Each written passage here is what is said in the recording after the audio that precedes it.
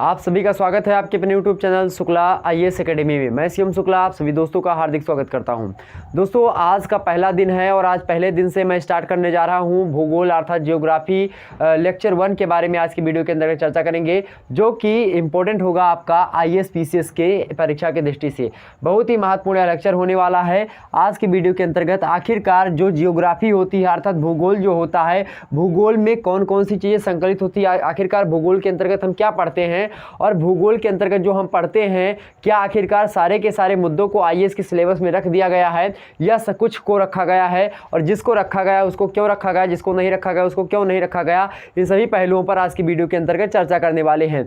वहीं आपको बता दूं, अगर आप बीए थर्ड ईयर की तैयारी कर रहे हैं, बीए थर्ड ईयर में है मेरे प्यारे दोस्त, तो आपके लिए यह लेक्चर चैप्टर 1 का कार्य करेगा। तो इस वीडियो को आप चैप्टर 1 की दृष्टि से भी देख सकते हैं। तो यह वीडियो जो है बहुत ही महत्वपूर्ण होगा बीए थर्ड ईयर वालों के लिए, साथ ही साथ जो व्यक्ति आईएएस पीसीएस की तैयारी कर रहे हैं उनके लिए आज की यह पहली क्लास है शुक्ला आईएएस एकेडमी पे। और जल्द ही आपके इसी प्रकार से चैप्टर मतलब कि एक प्रकार से लेक्चर 2, लेक्चर 3, लेक्चर 4 इसी प्रकार से आपको मिलते रहेंगे। क्रमबद्ध तरीके से मैं आपको पढ़ाऊंगा। मेरी जो पढ़ाने की शैली होगी मनोवैज्ञानिक जो है शैली के तहत मैं आपको पढ़ाने का प्रयास करूंगा। सारे के सारे आपके पहलू जो होंगे जियोग्राफी या फिर किसी भी सब्जेक्ट संबंधित उसको समझाने का प्रयास करूंगा। आओ चले मिला के हाथ महत्वपूर्ण प्रश्नों के साथ, महत्वपूर्ण टॉपिक्स के साथ, महत्वपूर्ण क्या सारे के सारे जितने भी टॉपिक्स आपके सिलेबस में शामिल हैं उन सभी को मैं पढ़ाने का प्रयास करूंगा। तो शुरू करेंगे एक प्रकार से बेसिक से और लास्ट तक जाएंगे, एडवांस तक आपको पढ़ाने का प्रयास करेंगे। तो मेरे प्यारे दोस्तों, आप हमारे साथ जुड़िए अच्छे तरीके से। हम लोग आपस में, हम भी स्टूडेंट्स आप भी स्टूडेंट, आसानी से आप तैयारी करें और हम भी तैयारी करें, साथ ही साथ दोनों लोग एक तरीके से साथ ही मिलकर के चलते हैं। और शुरू करते हैं एक प्रकार से एक नई पहल यूट्यूब पर पहली बार फ्री में पूरा का पूरा पढ़ना प्रारंभ करेंगे। हम एक एक मुद्दे को समझाते हुए हम आगे बढ़ेंगे और फ्री में एक प्रकार से इसी प्रकार से आपको पॉलिटिकल साइंस जो आपकी एक प्रकार से राज्य व्यवस्था, जो भारतीय राज्य व्यवस्था खास करके उसके बारे में, भारतीय अर्थव्यवस्था उसके बारे में, या इसी प्रकार से ज्योग्राफी तो ये हो ही रहा है। इसके बाद में अगर ऑप्शनल के तौर पर आपको हिंदी साहित्य लेना तो उसकी भी तैयारी जल्दी शुरू करेंगे। इसी प्रकार से इस चैनल पर आपको बड़ी आसानी से क्रमबद्ध तरीके से आपको लेक्चर्स मिलने प्रारंभ होंगे। तो बस आप लोगों को जुड़ जाना है। और भी बहुत सारे जो है टीचर्स हैं, बड़े बड़े टीचर्स हैं, उनकी वीडियोस देखते रहिए, कोई दिक्कत की बात नहीं है। और आपको सिलेबस यहाँ पर कंप्लीट मैं आपको एक प्रकार से देने का प्रयास करूँगा। फुल कोशिश मेरी यही रहेगी। भगवान की एक प्रकार से दुआ रही, तबीयत वगैरह नहीं खराब होती है तो आपको मैं जो है जल्दी मतलब वीडियो एक प्रकार से अपलोडेड फॉर्म में देने का प्रयास करूँगा। क्योंकि गाँव में लाइट रहती नहीं है और टेक्निकल प्रॉब्लम बहुत ज़्यादा है, नेट नहीं चलता यहाँ पर। मैं बता दूँ आपको, यहाँ पर व्हाट्सएप वगैरह खोलने के लिए बाहर जाना पड़ता घर के। आप समझ सकते हैं यहाँ पर गांव में बिल्कुल भी नेट नहीं रहता, बात तक नहीं होती रूम में। जिस रूम में मैं मेरी लाइब्रेरी में जो पढ़ा रहा हूँ, लाइब्रेरी क्या एक प्रकार से एक रूम है खंडहर जैसा, तो उसी में पढ़ाता हूँ और किसी दिन बताऊँगा, किसी दिन दिखाऊँगा, ठीक है। तो उस मुद्दे पर हम चर्चा करेंगे किसी अन्य दिन। लेकिन आज का वीडियो जो होगा आप लोगों के लिए एक प्रकार से बहुत ही महत्वपूर्ण होगा। और इस वीडियो के अंतर्गत सिलेबस के अर्थात मैं जो है देखने का प्रयास करूंगा कि जियोग्राफी के अंतर्गत कौन कौन से ऐसे पहलू हैं और उन पहलुओं से एक आईएएस ऑफिसर क्या सीख सकता है। आखिरकार यूपीएससी ने अगर उस मुद्दे को अपने पाठ्यक्रम में शामिल किया तो आखिरकार उससे क्या चाहता रहा था यूपीएससी कि आखिरकार मान लेते हैं भूगणित या भूभौतिकी या खगोलीय विज्ञान या खगोलीय भूगोल आखिरकार कोई व्यक्ति पढ़ता है, कोई बच्चा पढ़ता है। हालांकि इन सारे मुद्दों को नहीं पढ़ना होता, इनके थोड़े थोड़े पहलुओं को हमको आईएएस के सिलेबस में देखने को मिलते हैं, पढ़ता है। किसी दिन आईएएस के सिलेबस को हम विस्तार से समझा देंगे आपको, एक एक टॉपिक्स को। ओके, ध्यान रखेंगे। हालांकि ये पहली क्लास है, इंट्रोडक्शन देने आया था आपको जियोग्राफी का कि आखिरकार जियोग्राफी होती क्या है, उसके बारे में आज की वीडियो के अंतर्गत हम चर्चा करेंगे। तो इसी प्रकार से आपको अन्य वीडियो देखनी है तो आप हमारे चैनल को सब्सक्राइब करें और जुड़ जाइए एक प्रकार से अपनी क्रमबद्ध तरीके से तैयारी करने के लिए। मनोवैज्ञानिक तरीका होगा, आपको पता होगा शुक्ला एचडी पॉइंट के बच्चे होंगे, आप सभी को पता होगा बीए में मैं आपको कैसा पढ़ाता हूँ। समझा के बिल्कुल कोई भी पॉइंट छोड़ने का प्रयास नहीं करूंगा और ना तो मेरी भाषा ऐसी होगी कि एक प्रकार से मैं ज़्यादा इंग्लिश लैंग्वेज का प्रयोग करूं, ऐसा भी बिल्कुल नहीं होगा। हिंदी माध्यम के हैं आप, उसी प्रकार से उसी माध्यम में आपको पढ़ाने की चेष्टा करूंगा, ठीक है। तो चलिए शुरू करते हैं और बड़े ही आसानी से सारे मुद्दे को हम समझते हैं। देखें, सबसे पहले बात करें ज्योग्राफी की, कोई भी विषय वस्तु पढ़ने से पहले उस विषय वस्तु की एक प्रकार से हमको इतिहास, मतलब उस विषय वस्तु का एक प्रकार से बैकग्राउंड, मतलब उस विषय वस्तु के बारे में, अबाउट में उसके हमको जान लेना अति आवश्यक हो जाता है, परम आवश्यक होता है। तो उसके बारे में सबसे पहले हम चर्चा करते हैं और उसके बाद में धीरे धीरे हम आगे बढ़ते हैं। आखिरकार जो शब्द बना है, आखिरकार जो ज्योग्राफी को कहा जाता है, ज्योग्राफी को हिस्ट्री क्यों नहीं कहा जाता, ज्योग्राफी को सोशियोलॉजी क्यों नहीं कहा जाता, इस मुद्दे पर भी आपको बताने का प्रयास करेंगे। आखिरकार फादर ऑफ ज्योग्राफी कौन है, इस पे डिबेट क्यों है और क्या मुद्दे हैं, आखिरकार उसको समझते हैं। सबसे पहले आपको बता दूं मेरे प्यारे दोस्तों, ज्योग्राफी जो शब्द है आखिरकार इसको किसने दिया है। सबसे पहले आपके विद्वान में बता दूं, जो ज्योग्राफी शब्द देते हैं, ज्योग्राफिका नाम की एक पुस्तक है इरेटास्थनीज महोदय की, इरेटास्थनीज की एक पुस्तक है ज्योग्राफिका। उस पुस्तक में सबसे पहले इरेटास्थनीज महोदय ने जियोग्राफी का जो है शब्द, जियोग्राफिया नाम से एक शब्द जो है उसमें लिखा हुआ मिलेगा आपको, तो वह जियोग्राफिया जो है जियोग्राफी से बना है। कहीं कहीं पे आपको मिलेगा जियोग्राफो, मतलब पृथ्वी, जो जियोग्राफी बना है वो दो शब्दों से मिलकर के बना है, जियो प्लस ग्राफो या जियो प्लस ग्राफिया, कहीं कहीं पे मिलेगा, कहीं कहीं पे सीधे आपको जियो प्लस ग्राफी मिलेगा। तो दोनों मतलब सारा का सारा मुद्दा एक ही है, कोई दिक्कत की बात नहीं उसमें। तो जियोग्राफी जो है उसको सबसे पहले कहाँ पर देखा गया भैया, तो सबसे पहले इरेटास्थनीज की एक पुस्तक है, उसका क्या नाम है, तो इनकी पुस्तक का नाम है भैया, उसको मैं लिख दूँ, जियोग्राफी का क्या नाम है, जियोग्राफिका, इनकी पुस्तक का नाम है जियोग्राफिका। और इसी जियोग्राफिका पुस्तक में सबसे पहले जियोग्राफी शब्द का एक प्रकार से मेंशन मिलता है, मतलब इसको हम देख पाते हैं। तो जब भैया सबसे पहले उस शब्द जो कि विषय वस्तु के नाम से जाना आता है, मान लेते जियोग्राफी जो शब्द है वो कोई विषय वस्तु है, उसको जिस नाम से हम पुकारते हैं वह नाम जो व्यक्ति देता है, असल में हम उसको जो है एक प्रकार से फादर ऑफ उसको कह देते हैं, मतलब कि उसको हम उसका जनक कहते हैं, क्योंकि कहीं ना कहीं पे उसने नामकरण किया है। आप देखते होंगे आपके पुत्र, मान लेते कोई पुत्र हुआ, नामकरण वैसे कोई व्यक्ति कर देता है घर में, लेकिन अगर मान लेते पिता जो नामकरण करता है वह वैध और एक प्रकार से ठीक ठाक माना जाता है। तो ध्यान रखेंगे आपको, जियोग्राफिका पुस्तक में मिला जियोग्राफी और जियोग्राफिया से एक प्रकार से जियोग्राफिया शब्द से बना जियोग्राफी, और जियोग्राफी दो शब्दों से मिलकर के बना, पहला है जियो और दूसरा है ग्राफो या ग्राफिया या फिर ग्राफी, कुछ भी कह सकते हैं। जियो का सीधा सा मतलब होता है अंग्रेजी में अर्थ, और अंग्रेजी का हिंदी रूपांतरण अर्थ मतलब होता है पृथ्वी। यहाँ पर समझो ग्राफो को हम एक प्रकार से अंग्रेजी में डिस्क्रिप्शन के नाम से जान सकते हैं, वही डिस्क्रिप्शन को हम एक प्रकार से हिंदी में अगर रूपांतरण करते हैं तो वर्णन करना कह सकते हैं। अर्थात यहाँ पर अगर मैं बात करूँ एक प्रकार से पारंपरिक परिभाषा के अनुसार जियोग्राफी की, तो हमारे सामने निकलती भैया का ये निकलती है कि जियोग्राफी एक ऐसी विषय वस्तु है या भूगोल एक ऐसी विषय वस्तु है जिसके अंतर्गत हम किसका अध्ययन करते हैं, पृथ्वी का वर्णन करते हैं। तो ऐसी कोई भी विषय वस्तु जिसमें हम पृथ्वी का वर्णन करें तो ऐसी विषय वस्तु को हम भूगोल कहते हैं। बोलो इतनी बातें समझ में आई कि नहीं आई? अगर समझ में आ रही तो फटाफट से वीडियो को लाइक करके हमको आप बता सकते हैं।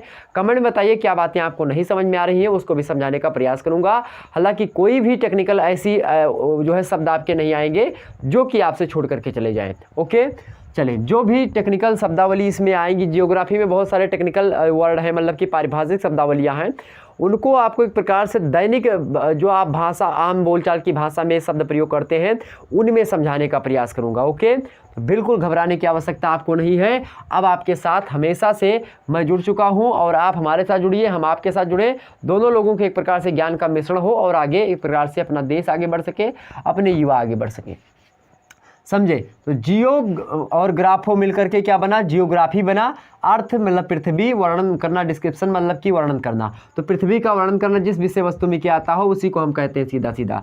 पृथ्वी पर बहुत सारी विषय चीज़ें हैं, तो बहुत उन सभी सारी चीज़ों का अध्ययन करना, मतलब महासागर हैं, पृथ्वी पर वन है, पृथ्वी पर मनुष्य रहता है, पृथ्वी पर पहाड़ है, पर्वत है, पठार है, बैली है, कटक है, उसके बाद में बहुत सारी चीज़ें हैं, गर्त हैं, तमाम सारी ऐसी चीज़ें हैं जो कि पृथ्वी पर हैं। हो सकता है पृथ्वी के परे भी कुछ ऐसे ग्रह वगैरह का भी हम अध्ययन करते हैं भूगोल के के अंतर्गत, तो उनका भी हम अध्ययन करेंगे। इसी प्रकार से आप देखेंगे मेरे प्यारे दोस्तों, हम जो है वायुमंडल के जो विभिन्न गैसें उनका भी अध्ययन करते हैं, वायुमंडल में विभिन्न परतें उनका भी अध्ययन करते हैं। कहीं ना कहीं पे हमको जियोग्राफी के अंतर्गत खगोल विज्ञान के बारे में, मतलब तारा नक्षत्र इन सभी के बारे में भी अध्ययन करना पड़ता है कि राशि क्या होती है, नक्षत्र क्या होते हैं। तो इसमें ज्योतिष शास्त्र भी कहीं ना कहीं पे थोड़ा बहुत आ जाता है, तो वह क्या होता है उसके इन सभी के बारे में हमको देखना होता है। लेकिन आईएएस के पॉइंट ऑफ व्यू से आपका क्या महत्वपूर्ण है उसको भी हम समझेंगे। ओके, तो यहाँ पर आपको वर्णन करना, तो कोई मिलाकर के ऐसी विषय वस्तु जिसमें पृथ्वी के बारे में अध्ययन करते हैं, पृथ्वी पर तमाम सारे पृथ्वी के छोटे छोटे पहलू हैं उनका अध्ययन करते हैं, उनका विश्लेषण करते हैं, पर्यवेक्षण करते हैं, निरीक्षण इत्यादि क्या करते हैं, उस विषय वस्तु को हम भूगोल कहते हैं। ठीक, ध्यान रखेंगे। भूगोल का एक प्रकार से भूगोल, अब यहाँ पर प्रश्न उठता है कि भूगोल की प्रकृति कैसी है। व्हाट डू मीन प्रकृति? प्रकृति को अंग्रेजी में नेचर कहते हैं। नेचर ऑफ जियोग्राफी क्या होता है? जियोग्राफी का नेचर मेरे प्यारे दोस्तों अगर मैं बताना चाहूँ तो जियोग्राफी एक साइंस भी है और जियोग्राफी एक ह्यूमन साइंस भी है। ह्यूमन साइंस का मतलब एक प्रकार सामाजिक विज्ञान, और एक प्रकार से साइंस का मतलब तो आप समझते हैं सुसंगठित, सुव्यवस्थित एवं क्रमबद्ध ज्ञान को विज्ञान कहते हैं। और इस प्रकार से जब हम देखते हैं जियोग्राफी को तो खरा उतरता है जियोग्राफी की परिभाषा पर आपका कौन? भूगोल। ओके, जो भौतिक इसमें दो पक्ष हैं, एक तो मानवीय पक्ष भी है भूगोल में और दूसरा क्या है? भौतिक पक्ष भी है। समझने का प्रयास करें बहुत ध्यान से मेरे प्यारे दोस्त। आप लोगों को शायद पता हो, सारी बातें पता होंगी, लेकिन हाँ कुछ नया आपको बताने का प्रयास करूँगा। तो यहाँ पर जो भौतिक भूगोल है, यहाँ पर शब्द से आपको पता चल रहा होगा भौतिक भूगोल। कोई भी अगर आप शब्द पढ़ें, कोई भी किताब पढ़ें तो उसमें शब्दों को 2-3 बार ध्यान से देखें, आखिरकार इन शब्द का मतलब क्या होता है, या शब्द यहाँ पर क्यों प्रयोग किया गया और इस शब्द का सटीक मतलब यहाँ पर क्या होता है। यहाँ पर भौतिक विज्ञान आपने पढ़ा होगा, याद होगा अगर आपको इंटर में, तो आपने पढ़ा होगा भौतिक भूगोल, आपने पढ़ा होगा रसायन भूगोल, आपने पढ़ा होगा इसी प्रकार से तमाम सारे मुद्दे। तो भौतिक भूगोल का मतलब सीधा भौतिक मतलब यहाँ पर विज्ञान, तो भौतिक जो पक्ष हो यहाँ पर होता है उसका, तो भूगोल का जो भौतिक पक्ष होता है वह वैज्ञानिकता पर आधारित है, लेकिन जो भूगोल का मानवीय पक्ष होता है वह जो है एक प्रकार से सामाजिक विज्ञान पर आश्रित है, सामाजिक विज्ञान पर आधारित है। ध्यान रखेंगे। तो साइंस और ह्यूमैनिटी, तो ह्यूमैनिटी और साइंसिटी मतलब दोनों एक दूसरे में क्या हुए हैं? जियोग्राफी में पिरोए हुए हैं। जियोग्राफी कंसेप्चुअल सब्जेक्ट है, सारे मुद्दे इसमें समझाने वाली चीज़ें होती हैं, इसमें फैक्ट्स कम होते हैं, कॉन्सेप्ट ज़्यादा होते हैं, और कॉन्सेप्ट बेस्ड पढ़ाई हमको जो है एक प्रकार से मोर देन करनी होती है, अच्छी करनी होती है। तो कहीं ना कहीं पे आपको कॉन्सेप्ट को अपनी पावर बना लेना है और उस पावर को एक प्रकार से सारे के सारे एक प्रकार से प्रश्न पत्र में आपकी किसी भी परीक्षा में आपको झोंक देना है। आप किसी भी वनडे लेवल की परीक्षा की तैयारी करेंगे उसमें सारी चीज़ें नहीं आएंगी। हालांकि आईएएस में भी जो मैं बता रहा हूँ ये सारी चीज़ें पूछी नहीं जाएंगी, कभी नहीं पूछी जाएंगी, लेकिन ये बात आपको जाननी परम आवश्यक होती है, क्योंकि कोई भी विषय वस्तु आप पढ़ें तो उसके बैकग्राउंड के बारे में, उसके इतिहास के बारे में, उसके ज्योग्राफी के बारे में, उसकी बायोग्राफी के बारे में हमको या आपको पता होना चाहिए। समझ में आ रही बातें ना? चले, तो यहाँ पर आपको पता होगा इराटोस्थेनीज का जन्म देखिए 276 ईसापुर में हुआ था और मृत्यु 194 ईसापुर में। अब यहाँ पर कुछ लोगों के मन में यह प्रश्न उठ रहा होगा कि सर जी 276 ईसा पूर्व यहाँ पर लिखा है और ये घट कैसे गया यहाँ पर 194। तो भैया जब ईसा पूर्व में आप जाएंगे तो वापस चलते हैं, जैसे कि ईसा पूर्व सीधा सा मतलब इसका होता है कि 0 ईस्वी में 0 सन में क्या हुआ है? ईसा मसीह का जन्म हुआ। इनके इधर वाले को मतलब इनके जन्म से लेकर के आगे मतलब कि जैसे बढ़ने लगे, इसको हम क्या कहते हैं? ईस्वी कहते हैं, जिसको अंग्रेजी में एडी के नाम से आना आता है। एडी का फुल फॉर्म एनो डोमिनी। इधर अगर हम आते हैं इनके जन्म से पहले के समय काल को हम क्या कहते हैं? ईसा पूर्व, मतलब ईसा के जन्म से पूर्व, पूर्व माने पहले, तो इससे इनके जन्म से पहले के समय काल को हम ईसा पूर्व में ढूंढ करते हैं, जिसको हम अंग्रेजी में बीसी के नाम से जानते हैं। बीसी का मतलब वो नहीं होता जो आप सोच रहे हैं, बीसी का मतलब बिफोर क्राइस्ट होता है। तो बीसी का मतलब बिफोर क्राइस्ट, एडी का मतलब क्या होता है? एनो डोमिनी। क्या? एनो डोमिनी। ठीक, इसको हिंदी में ईस्वी कहा जाता है, ईस्वी सन, और यहाँ पर ईसा पूर्व कहा जाता है, मतलब ईसा मसीह के जन्म से पहले को एक प्रकार से ये घटते हुए क्रम में चलेगा और ये बढ़ते हुए क्रम में चलेगा। यहाँ पर देखेंगे ईसा मसीह के जन्म से 276 साल पहले इराटोस्थेनीज महोदय का जन्म हुआ था। ईसा मसीह के 194 साल के पहले इराटोस्थेनीज की डेथ हो गई थी, मृत्यु हो गई थी, देहांत हो गया था। समझ में आई बातें? तो ये था एक प्रकार से ये जो है सन वाला मैटर। अब यहीं पर समझिए जो ईस्वी सन है, एक प्रकार से आप विक्रम सन सुने होंगे, विक्रम। तो विक्रमादित्य एक राजा थे और उन्हीं विक्रमादित्य के नाम के इधर को एक प्रकार से विक्रमादित्य पूर्व या फिर इसे कहते हैं मतलब 0 मान करके। तो ईसा मसीह के जन्म को आज मतलब क्या बीत चुका है, ईसा मसीह का जन्म जो है एक प्रकार से 2021 साल बीत चुके हैं उनके जन्म को। इसी प्रकार से विक्रमादित्य, जब हम अगर मान लेते हैं विक्रम में कोई चीज़ दिया हुआ है, अगर उसको हमको मेरे प्यारे दोस्तों जो है सन में कन्वर्ट करना है तो उसमें हम क्या करते हैं 70 एक प्रकार से क्या बोलते हैं 57 हमको ऐड करना होता है। तो 57 जब हम उसमें ऐड करते हैं तो क्या बन जाता है आपका विक्रम संवत मतलब कि सन बन जाता है। तो विक्रम संवत मान लेते हैं कोई लिखा है 1900 एक प्रकार से लिखा है मान लेते हैं 1943 लिखा है। 1943 में जब हम 57 एक प्रकार से क्या करेंगे ऐड कर देंगे, जब हम इसमें 57 ऐड करेंगे प्यारे दोस्तों 7 3 10 के 0 और 5 4 9 1 0 और एक प्रकार से 2000, तब 2000 आएगा। ये समझ में आ रही बातें। ये 2000 ईस्वी हो जाएगा और ये विक्रम संवत हो जाएगा मतलब विक्रमी। ठीक, यहाँ पर समझने का ये थी जो एक प्रकार से इसको जान लेना अति आवश्यक होगा। वैसे आप लोगों को पता होगा, आप लोग बड़े टैलेंटेड स्टूडेंट्स हैं और हमारे मित्र भी हैं। चलें आगे बढ़ते हैं। तो अब हम यहाँ पर एक मुद्दा क्लियर होता है, कभी कभी आपको एक प्रकार से डाउट सा लगा होगा कि आखिरकार सर जी इरेटास्थनीज जब भूगोल के पिता हैं तो कहीं कहीं पे आपको पुस्तक में लिखा मिलता होगा कि आखिरकार हिकेटियस कौन है। इनको भी कहीं ना कहीं पे आपको लिखा मिलता कि फादर ऑफ ज्योग्राफी ये भी हैं। तो भैया ये कैसे हैं, तो एक महोदय थे H.F. टाजर। कौन महोदय थे, मतलब कि इनका नाम है मतलब कि H.F. टाजर। H.F. टाजर महोदय ने बताया कि हिकेटियस जो हैं इनको उन्होंने बनाया कि ये जो है कौन है, फादर ऑफ ज्योग्राफी हैं, रियल फादर हैं, मतलब रियल फादर ऑफ ज्योग्राफी मतलब वास्तविक जो एक प्रकार से ये हैं, इनको बताया इन्होंने हिकेटियस को। यहाँ पर समझिए इन्होंने क्यों कहा इसको, क्योंकि स्थल भाग के एक प्रकार से स्थल भाग इन्होंने बताया हिकेटियस महोदय ने कि स्थल भाग जो है वो सागरों से घिरा हुआ है, मतलब उसका अध्ययन किया। वैसे इरेटास्थनीज ने बहुत सारे अध्ययन किए, किसी दिन चर्चा करेंगे इन सभी मुद्दों पर BA 3rd ईयर में। ठीक है, तो चले ये सागरों से घिरा हुआ है, ये बातें इन्होंने बताई। और H.F. टाजर, कौन पूछेगा कि जो है हिकेटियस को फादर मतलब कि भूगोल का जनक कौन मानते हैं, तो कौन मानते हैं, H.F. टाजर महोदय मानते हैं। समझ में आ रही बातें, ये मुद्दा यहाँ पर आपका क्लियर हो गया। तो आज से आपको बिल्कुल चिंता करने की आवश्यकता नहीं है, ध्यान रखेंगे। यहाँ पर समझिए सबसे पहले अब यहाँ से शुरू होता है आपका भूगोल। भूगोल के बारे में हमने आपको मोटी मोटी जानकारी बता दी, लेकिन यहाँ पर आप शुरू होती ही सारे मुद्दे कि आखिरकार भूगोल जो है हमने बताया उसके अंतर्गत होता क्या क्या चीज़ें हैं, इसका विषय क्षेत्र कहाँ कहाँ तक फैला हुआ है, इसके अंतर्गत क्या क्या चीज़ें हैं, और ऐसी कौन सी चीज़ें हैं जो IAS में शामिल हैं, ऐसी कौन सी चीज़ें जो नहीं शामिल हैं, जो BA में शामिल की गई हैं, या फिर शामिल तो ऐसे सारी चीज़ें हैं लेकिन प्रश्न कहाँ से अधिक मात्रा में आपके पूछे जाते हैं, इसको भी हम चर्चा करेंगे। एक दिन सिलेबस भी हम एक प्रकार से आपको यहाँ पर लिख करके आसानी से बताने का प्रयास करेंगे।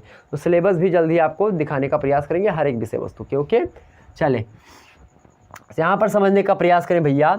तो हमने बताया भूगोल की प्रमुख शाखाओं में सबसे पहले भूगोल की 2 शाखाएं होती हैं, एक तो भौतिक भूगोल और दूसरा क्या, मानव भूगोल। भौतिक भूगोल और मानव भूगोल, भूगोल की 2 प्रमुख शाखाएं हैं।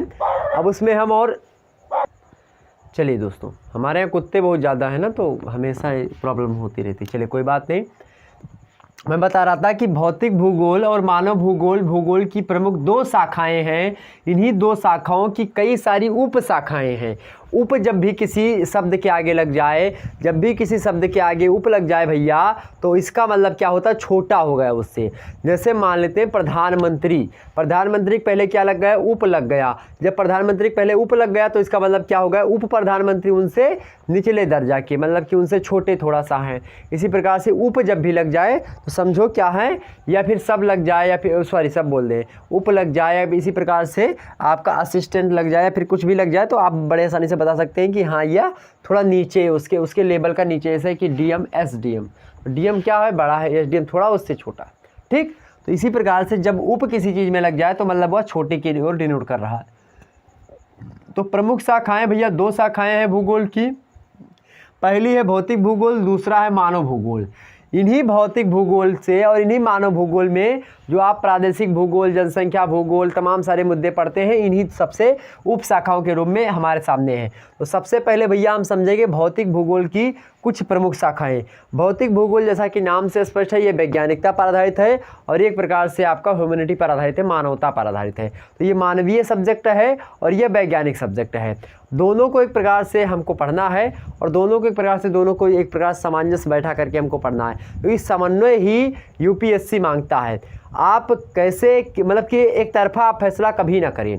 आपको कहीं डिनोट मतलब कि कहीं पर आपको कोई फैसला लेना आ जाए तो आप उसमें एक प्रकार से फंसे ना, समन्वयात्मक रूप से परिभाषा मतलब कि आप जैसे मान लेते हैं हिंदू मुस्लिम का दंगा हुआ तो उसमें आप किसी एक पक्ष की बड़वर्गी मतलब कि बड़ाई न मत करें, एक पक्ष को दंडित ना करें। इस प्रकार से आपको दोनों पक्षों में समन्वय स्थापित करें और एक प्रकार से जो यहाँ पर मैटर है उसको एक प्रकार से क्या करें, क्लोज करें, मतलब उसको शांत करें। यहाँ पर समझेंगे सबसे पहले भौतिक भूगोल के अंतर्गत क्या शामिल है, भूगणित शामिल है, भूभौतिकी, खगोलीय भूगोल, मिश्र भौतिक भूगोल, भू आकृति विज्ञान, जलवायु विज्ञान, जल विज्ञान, हिमनद भूगोल, जैव भूगोल, पारिस्थितिकी, मृदा भूगोल और उसके अंदर स्वास्थ्य भूगोल और मानचित्र। वहीं आपका देखेंगे मानव भूगोल में रीजनल ज्योग्राफी, सेटलमेंट ज्योग्राफी जिसमें ग्रामीण नगरीय दोनों शामिल है, जनसंख्या भूगोल, सांस्कृतिक भूगोल, ऐतिहासिक भूगोल, राजनीतिक भूगोल, सैन्य भूगोल एवं सामाजिक भूगोल। इसके बाद में आर्थिक भूगोल। आर्थिक भूगोल में संसाधन भूगोल, कृषि भूगोल, औद्योगिक भूगोल और यातायात एवं परिवहन और इसी प्रकार से वाणिज्य भूगोल। ये सारे के सारे सम्मिलित हैं। एक एक को हम समझते हैं एग्जाम पॉइंट ऑफ व्यू से, यूपीएससी की दृष्टि से। वहीं पर आपको मेरे प्यारे दोस्तों बीए थर्ड ईयर में अगर आप हैं तो बीए थर्ड ईयर में आपसे पूछा जाता है, प्रश्न बता दूं आपको, एक बार बता दूं क्योंकि बीए थर्ड ईयर वाले स्टूडेंट के लिए भी यह वीडियो अपलोड होगी शुक्ला एचडी पॉइंट पे, तो ध्यान रखेंगे। भूगोल इसका मतलब सीधा सीधा क्या होता है मेरे प्यारे दोस्तों, हम बताइए यहाँ से आपसे प्रश्न क्या पूछेगा, प्रश्न पूछेगा कि जियोग्राफी की परिभाषा देते हुए, मतलब कि भूगोल की परिभाषा देते हुए, भूगोल का अर्थ, भूगोल के अर्थ को बताते हुए विभिन्न विद्वानों के द्वारा भूगोल की परिभाषा देते हुए एक प्रकार से आप पूछेगा उनकी शाखाएं एवं उप शाखाओं का वर्णन कीजिए। या फिर पूछेगा भूगोल को कितने भागों में बांटा गया है, भूगोल की कितनी प्रमुख शाखाएं हैं एवं उनकी कितनी उप शाखाएं हैं, विस्तार पूर्वक वर्णन कीजिए। कुछ इस प्रकार से प्रश्न पूछता तो इसको आपको डिनोट होना चाहिए, इसको आपको पता होनी चाहिए। ओके, ध्यान रखेंगे इस बात को, समझिए। यहाँ पर पहले मुद्दे को समझते हैं, भूगणित क्या होता है। भूगणित जैसा कि आपको पता होता है अक्षांश रेखाएं, देशांतर रेखाएं, आपको पता होगा कि कोण निकालना पृथ्वी पर किस प्रकार से, किस एंगल पर है। एक प्रकार से जो अक्षांश देशांतर रेखाएं पृथ्वी पर, एक प्रकार से जो काल्पनिक रेखाएं, एक प्रकार से वह काल्पनिक रेखाएं किस प्रकार से हमने डिनोट करवाई, मानचित्र हमारा कैसे बनाया। इसी प्रकार से तमाम सारी चीज़ें हैं जो कि एक प्रकार से गणित पर आधारित हैं। आप देखेंगे तमाम सारे ऐसे मुद्दे हैं ज्योग्राफी में जो कि गणित पर आधारित हैं, उन सभी में भूगणित हम पढ़ते हैं।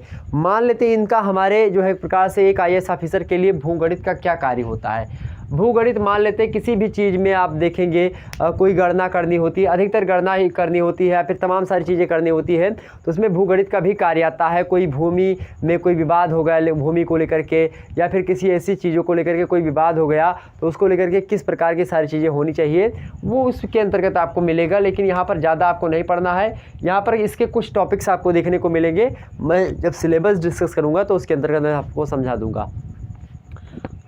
दूसरा आपका होता है भूभौतिकी।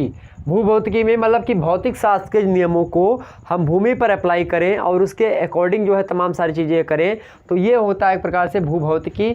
समझेंगे भूभौतिकी एक दिन, मतलब इसके अंतर्गत टॉपिक्स वगैरह जो होती हैं, वैसे आपको यहाँ पर सारे मुद्दे समझने नहीं है पूरा का पूरा, लेकिन हाँ थोड़ी बहुत आपको जानना पड़ेगा यहाँ पर। तो भूभौतिकी क्या होती है, मतलब भौतिक शास्त्र के एक प्रकार से भूमि पर। चलिए शुरू करें भाई। यहाँ पर एक्चुअली में बड़ी प्रॉब्लम, तो चलिए पुनः प्रारंभ करते हैं वीडियो लेक्चर। हाँ, तो मैं आपको बता रहा था कि आखिरकार जो भूभौतिकी होती है उसके अंतर्गत उसको लेकर के किन किन मुद्दों पर हमको चर्चा करनी होती है। जैसे मान लेते हैं पृथ्वी में कोई मतलब गुरुत्वाकर्षण हो गया, जैसे तो पृथ्वी का चुंबकत्व क्षेत्र का अध्ययन करना है, या पृथ्वी एक प्रकार से जो घूम रही है, एक प्रकार से जो एक परिवलय कर रही है, या ये तमाम प्रकार की जो घूर्णन वगैरह या तमाम प्रकार से गति वगैरह कर रही है, या हमें भौतिक शास्त्र के नियमों के द्वारा पता चलती है। इन बातों का अगर हमको अध्ययन करना है, इन बातों के बारे में हमको सुचारू रूप से जानना है, तो कहीं ना कहीं पे हमको इन सभी का सहारा लेना पड़ता है। तो इसलिए भूभौतिकी को भी हम भौतिक भूगोल की एक उपशाखा के रूप में हम अध्ययन करते हैं।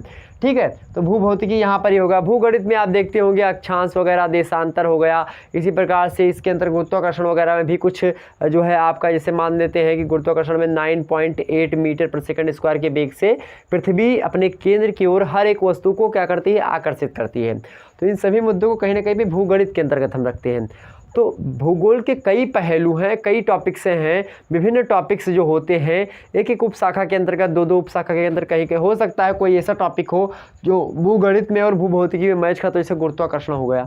तो ये सारे मुद्दे होते हैं। ठीक, हालांकि इनको आपसे एग्जाम में प्रश्न नहीं पूछे जाते हैं, या बात बिल्कुल आप मन में निकाल दीजिए, लेकिन हाँ हो सकता है आपको तुलनात्मक अध्ययन के रूप में पूछ ले कभी कभी। जब आप ज्योग्राफी को ऑप्शनल के तौर पर आप देखें तो हो सकता है भौतिक भूगोल और मानव भूगोल में एक प्रकार से ऐसे प्रश्न पूछे कि तुलनात्मक एक रूप में पूछे कि इन दोनों की तुलना कीजिए। भूगोल एक प्रकार से भूगोल को एक जो है अवधारणात्मक विषय वस्तु के रूप में प्रस्तुत करते हुए भूगोल के दोनों पक्षों में, मतलब दोनों पक्षों का विस्तार से वर्णन कीजिए। इसी प्रकार से कुछ और टेक्निकल शब्दावलियों को आपको देगा, वहाँ पर उनको डिनोट करना होगा आपको। यहाँ पर भौतिक भूगोल और या जो मानव पक्ष है आपका मानव भूगोल, इन दोनों के बारे में आपको देगा। ठीक, तो ये यहाँ से प्रश्न आपके बन सकते हैं। बीए में तो बहुत ज़्यादा चांसेस हैं, यूपीएससी में थोड़ा कम है उससे, ओके, लेकिन हाँ चांसेस ज़रूर हैं। तो चलिए, बीच में जो है यहाँ पर एक्चुअली में होता क्या है, जिस गांव में मैं रहता हूँ उस गांव में रात में कम से कम 10-12 लगभग लाइट जो है कट जाती है। क्यों कटती है पता नहीं क्यों कटती है, 10-12 बार लाइट कटेगी तो कटेगी। मतलब आप गर्मी में कमरे में अगर फ़ैन चला के सो रहे हैं तो अच्छे से सो ही नहीं सकते इतने, वैसे तो एकदम मच्छर, उस दूसरे नंबर पे गर्मी, और लाइट जाएगी बीच में लगभग कम 10-10 मिनट के लिए गए पे। अभी देखा था लाइट चली गई थी बीच में, क्लास ले रहा था। तो डीमोटिवेट करने का सबसे बहुत तरीका, गांव में अगर आप रहते हैं ना तो बहुत ज़्यादा डीमोटिवेट होंगे, इसीलिए बच्चे क्या होते हैं गांव से शहर भागते हैं। मेन रीज़न यही है, लाइट का ना होना, सारी सुविधाएं ना उपस्थित हो पाना, या इसी प्रकार से तमाम सारी चीज़ें गांव के लोगों में तमाम सारी चीज़ें होती हैं, बहुत सारे मिथ्य होते हैं। उस किसी दिन समझेंगे हम इन सभी मुद्दों पर, जब समझेंगे कि हाँ आखिरकार जो सारी चीज़ें होती हैं। मैं जिस दिन मोटिवेशनल क्लास लूँगा उस दिन समझाऊंगा कि क्या होता है क्या नहीं होता। बहुत ज़्यादा आपको क्या क्या झेलना पड़ता है, मैं सारी बातों को आपको बता दूंगा बिना आपके चेहरे को देखे हुए, क्योंकि मैं जानता हूँ सारी बातों को। नेक्स्ट आपका है खगोलीय भूगोल। खगोलीय भूगोल के अंतर्गत क्या होता है भैया, खगोल शास्त्र आपने पढ़ा होगा, एक विषय वस्तु भूगणित, भूभौतिकी, खगोलीय भूगोल, मिश्र भौतिक भूगोल, भू आकृति विज्ञान, ये सब अपने आप में इस समय एक विषय वस्तु के रूप में है। आप यूनिवर्सिटीज़ में देखेंगे कहीं ना कहीं पे बड़ी बड़ी यूनिवर्सिटीज़ में इन सभी को एक एक प्रकार से स्टूडेंट्स पढ़ते हैं अलग तरीके से। तो कहीं ना कहीं पे मेरे प्यारे दोस्त, ये सारे के सारे जो मुद्दे हैं ना, ये सारे के सारे एक विषय वस्तु स्वयं में खुद अब बन चुके हैं, लेकिन वो कहीं ना कहीं पे किससे जुड़े हुए हैं, भूगोल नाम के एक व्यापक विषय वस्तु के एक प्रकार से क्या है, सूक्ष्म भाग है। तो स्थूल भाग कौन है, भूगोल एक स्थूल भाग है, मतलब एक स्थूल भाग मतलब होता है बड़ी विषय वस्तु, व्यापक विषय वस्तु है भूगोल। उसी व्यापक विषय वस्तु के छोटे मोटे एक प्रकार से कौन है, ये एक प्रकार से उपशाखाएं हैं जो कि आपके बोर्ड पर दिखाई पड़ रही होंगी। यहाँ पर दूसरा समझिए खगोलीय भूगोल। खगोलीय भूगोल का मतलब क्या होता है, खगोलीय भूगोल मान लेते हैं एक IAS ऑफिसर की इसमें क्या भूमिका होती है। मान लेते कोई यान वगैरह हो गया तो उसको यहाँ पर भेजना है, तो आपके प्रदेश में उसको भेजा जाने के लिए कोई प्लांट लगाना है किसी वैज्ञानिक को, उसके लिए आपको क्या विचार विमर्श करना है, क्या सोचना है। एक IAS ऑफिसर होने के नाते आप अपने ज़िले के मालिक से होते हैं, तो आप उस ज़िले में क्या स्थापित करवाना चाहते हैं, कहाँ पर स्थापित करें ताकि जो प्रक्षेप किया जाए जो कि परवलयाकार के पथ पर होता है, या फिर तमाम प्रकार की चीज़ें होती हैं सुचारू रूप से हो सके। तो इसीलिए आपको कहीं ना कहीं पे खगोलीय भूगोल के बारे में अध्ययन करना होता है। खगोलीय भूगोल के बारे में आप ग्रहों के बारे में, आप नक्षत्र के बारे में, आप राशियों के बारे में, राशि के बारे में वैसे आप ज़्यादा नहीं अध्ययन करते हैं, लेकिन हाँ कहीं ना कहीं पे आपको थोड़ा बहुत मिल जाएगा। इसी प्रकार से आप तमाम सारे जो है ग्रह जो आपके हैं 9 ग्रह हैं, ठीक है, 27 नक्षत्र हैं, 12 राशियाँ हैं, इन सभी के बारे में अध्ययन करते हैं। राशि और नक्षत्र का क्या संबंध होता है, ये सारे के सारे हम मुद्दे समझेंगे किसी दिन, मतलब कि जब लेक्चर वाइज चैप्टर वाइज चलेगा तो मैं आप समझूंगा, जाहिर सी बात है सारे के सारे मुद्दे समझूंगा, ठीक है। तो आप समझेंगे उसी राशियों में मीन होती है, मिथुन होती है, वृश्चिक होती है, कर्क होती है, तमाम सारी होती है। नक्षत्र में आप देखते हैं शनि, और उसके बाद में आप तमाम सारे जो है तमाम सारे नक्षत्रों से स्वाति नक्षत्र हो गया, मृगशरा हो गया, चित्रा हो गया, रेवती हो गया, तमाम सारे नक्षत्र, मृगशरा हो गया, तमाम सारे नक्षत्र होते हैं। 9 ग्रह आप समझते हैं, 9 ग्रह ब्रह्मा मुरारी त्रिपुरांतकारी भानु शशि भूमि सुतो बुधश्चा गुरुर च शुक्र शनि राहु केतवा सर्वग्रह शांतिकरा भवन्तु। तो ये नवग्रह हैं। ये संस्कृत का एक श्लोक है जो कि नवग्रह होने का प्रमाण देता था, लेकिन अब इस समय 8 ही ग्रह हैं। लेकिन हाँ, कहीं ना कहीं पे 9 ग्रह पहले हुआ करते थे। हम समझेंगे उसको 2006 में जो एक प्रकार से प्लूटो जो था उसको अलग किया गया क्षुद्र ग्रह के रूप में। क्षुद्र ग्रह वही ग्रह होते हैं जो एक प्रकार से अपने मार्ग से विचलित हो जाया करते हैं। समझेंगे उन सभी मुद्दों को। तो उन सभी जो मुद्दे हमने आपको बता रहे थे अभी सारी चीज़ें वो खगोलीय भूगोल के अंतर्गत हमको पढ़नी होती हैं। खगोलीय भूगोल के अंतर्गत मतलब जो ब्रह्मांड में चीज़ें हैं, ब्रह्मांड क्या है, इन सभी को हम पढ़ते हैं। वैसे जब शुरुआत होगी चैप्टर्स की तो हम ब्रह्मांड से करेंगे कि ब्रह्मांड की उत्पत्ति कैसे हुई, शुरुआत इसकी कैसे होती है। भूगोल विषय मतलब भूगोल, आखिरकार भूगोल नहीं बना, पृथ्वी नहीं बनी, ब्रह्मांड की उत्पत्ति नहीं हुई थी। उससे पहले क्या था, ब्रह्मांड कैसे बना, ब्रह्मांड की उत्पत्ति संबंधी तमाम सारी जो थियरीज हैं उन थियरी के बारे में, उन अवधारणाओं के बारे में, उन सभी मतलब कोई उसमें सिद्धांत होंगे, कोई अवधारणा होगी, कोई संकल्पना होगी, कोई परिकल्पना होगी। ये सभी जो शब्दों हमने शब्द बताया, परिकल्पना, संकल्पना और ये जो है आपकी अवधारणा और सिद्धांत, इन सभी में अंतर होता है। ओके, तो इन सभी को भी हम समझने का प्रयास करेंगे। संकल्पना मतलब जिसके साथ कल्पना जुड़ी हुई हो उसको संकल्पना कहते हैं। परिकल्पना मतलब कोई संकल्पना दी जा चुकी है, उसके ऊपर दूसरी कोई संकल्पना की जाती है, उसको हम क्या कहते हैं, परिकल्पना कहते हैं। या इसी प्रकार से ऐसी कोई कल्पना, ऐसी कोई जो है संकल्पना जो सिद्ध कर दी गई हो, जिसमें एक प्रकार से जो सिद्ध हो चुकी हो, जो एक प्रकार से पूरा का पूरा उस पर विश्लेषण हो चुका हो, उसको हम क्या कहते हैं, उसको हम सिद्धांत कहते हैं। मतलब उसको हम सिद्ध करके अंत कर चुके, मतलब सिद्धांत उसको हम कहते हैं। समझिए सारे के सारे मुद्दों का जब तक आप शाब्दिक अर्थ नहीं समझेंगे तब तक सारा मुद्दा क्लियर नहीं होगा मेरे प्यारे दोस्त। आगे बढ़ते तो आपका खगोलीय भूगोल के अंतर्गत हम इन सभी को पढ़ते हैं। वहीं आप आते हैं मिश्र भौतिक भूगोल। मिश्र भौतिक भूगोल में आप पढ़े होंगे कभी कभी, इसे आपने एक पढ़ा होगा पदार्थ टॉपिक, या पदार्थ या द्रव्य पढ़ा होगा कि द्रव्य आपको जो ठोस द्रव गैस से होते हैं, 3 प्रकार के द्रव्य पहले पाए जाते थे। आज के परिप्रेक्ष्य में 5 प्रकार के द्रव्य या 5 प्रकार के मटेरियल पदार्थ जो है अपने यहाँ पर विद्यमान हैं, अपने पृथ्वी पर विद्यमान है। जैसे मान लेते हैं कौन कौन से हैं, तो ठोस द्रव गैस, तो इन तीनों में सारी चीज़ें होती हैं। लेकिन कुछ ऐसी चीज़ें जैसे प्लाज्मा हो गया। प्लाज्मा क्या है, प्लाज्मा आप जानते हैं, प्लाज्मा एक प्रकार से चिपचिपा, थोड़ा सा नाक वगैरह आप देखते होंगे आपकी कभी, मतलब कि जब बचपन में बही होगी, तो उसी चिपचिपेपन को हम क्या कहते हैं, जो एक प्रकार से ना तो जल में है, ना वो वायु में है, और ना एक प्रकार से ठोस ही है, तो उसको हम क्या कहते हैं, प्लाज्मा। तो उसी को प्लाज्मा हम कहते हैं। प्लाज्मा आपके अंदर खून में कहीं ना कहीं पाया जाता है। तो प्लाज्मा जो होता है, जो जिसे आप समझ सकते हैं, उसको प्लाज्मा हमने बता दिया। तो यहाँ पर प्लाज्मा वो चीज़ें होती है। और 5वीं अवस्था क्या होती है द्रव्य की, बोस आइंस्टाइन कंडेंसेट। तो बोस आइंस्टाइन कंडेंसेट जो है वो 5वीं अवस्था द्रव्य की, वो भी एक प्रकार से खोजी गई है। तो यहाँ पर जो ये अवस्थाएं, ये टॉपिक्स जो होता था, ये रसायन विज्ञान में भी पढ़ने को मिलता था और भौतिक भूगोल में भी पढ़ने को मिलता था। इसीलिए यहाँ पर मिश्र भौतिक भूगोल के अंतर्गत हम पढ़ेंगे। भौतिक भूगोल जो है इसमें भी कहीं ना कहीं पे रासायनिक जो है जो कुछ नियमावलियाँ हैं उनका प्रयोग, यहाँ पर गणित का भी प्रयोग आपको मिलेगा। जैसे भौतिक भूगोल, रसायन भूगोल और एक प्रकार से कहीं ना कहीं पे जो गणित होता है, ये सभी एक दूसरे के क्या है, संपूरक है, कॉम्प्लीमेंट हैं। तो कहीं ना कहीं पे हमको सबको यहाँ पर देखना पड़ता है। वहीं आपको बता दें तो इसके अंतर्गत हमको यह पढ़ना पड़ेगा। वहीं आपको और ये समन्वयात्मक शिक्षा आपको देता है। आगे देखते हैं भू आकृति विज्ञान। भू आकृति विज्ञान भूमि की आकृति को लेकर के, आखिरकार भूमि की आकृति कैसी है, परिधि उसके अंदर क्या है, क्या सारी चीज़ें, तमाम सारी जो इसकी आकृति को लेकर के तमाम सारी चीज़ें की जा रही हैं, इस पर शोध प्रबंध किए जाते हैं, वो इसके अंतर्गत हम देखते हैं भू आकृति को लेकर के। वहीं जलवायु विज्ञान जो होता है आपका, यह भी भौतिक पक्ष के अंतर्गत आता है, जियोग्राफी के।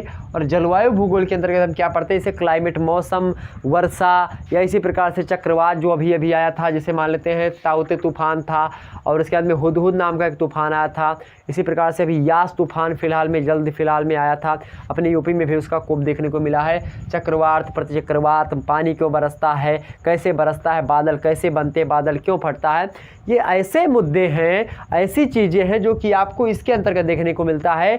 आखिरकार वर्षा क्यों होती है, वर्षा कहाँ पे ज़्यादा होती है, कहाँ पे कम होती है, कहाँ का तापमान ज़्यादा होता है, कहाँ का कम होता है, इसको हम आखिरकार क्यों पढ़ें, क्या मतलब है इसका।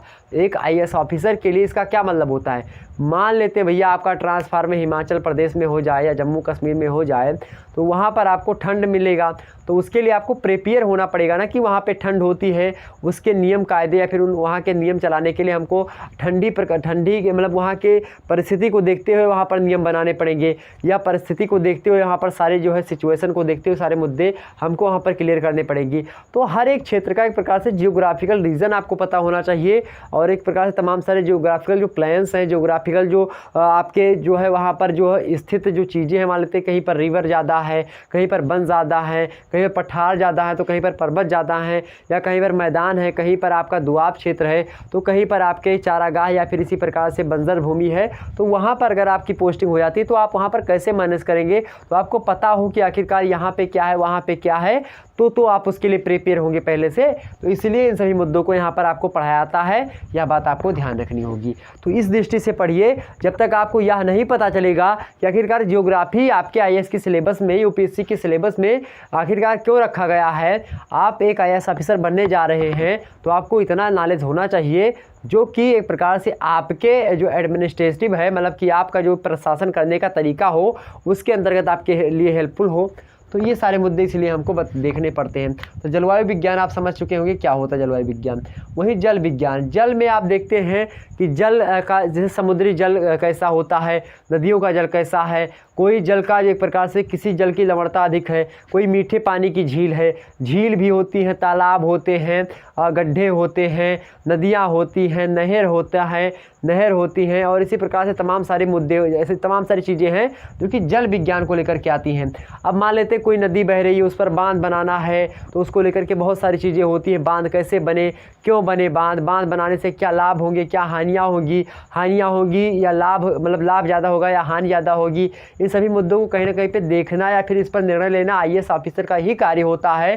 तो ऐसे में हमको उसी मुद्दे को पढ़ना होता है जो कि एक प्रकार से आपकी दृष्टि से, एक IAS ऑफिसर की दृष्टि से इम्पोर्टेंट होती है। तो मतलब वो ये नहीं चाहता कि सूर्य जो है एक प्रकार से, मतलब सूर्य का चक्कर पृथ्वी लगाती है, क्यों लगाती, उसका कोई मतलब नहीं है। यहाँ से प्रश्न पूछने का एक प्रकार से कोई मतलब ही नहीं बनता। आखिरकार क्या पूछे, उसका मतलब क्या है कि सूर्य, मतलब कि पृथ्वी सूर्य का चक्कर लगाती है, इसका एक जो है IAS ऑफिसर का क्या कनेक्शन है, उससे क्या ले सकता है, कोई दिक्कत नहीं। अगर सूर्य घूमता, मतलब कि सूर्य एक प्रकार से मान लेते हैं सूर्य जो है वह दुग्ध मेखला मंदाकिनी के चारों तरफ घूमता है, तो उसका क्या मतलब, उसको जान लिया। या फिर अकबर के पिता का नाम जो है हुमायूं था, या हुमायूं के पिता का नाम मेरे प्यारे दोस्तों बाबर था, इसका क्या मतलब है, क्या तात्पर्य है, इससे कोई मतलब नहीं है।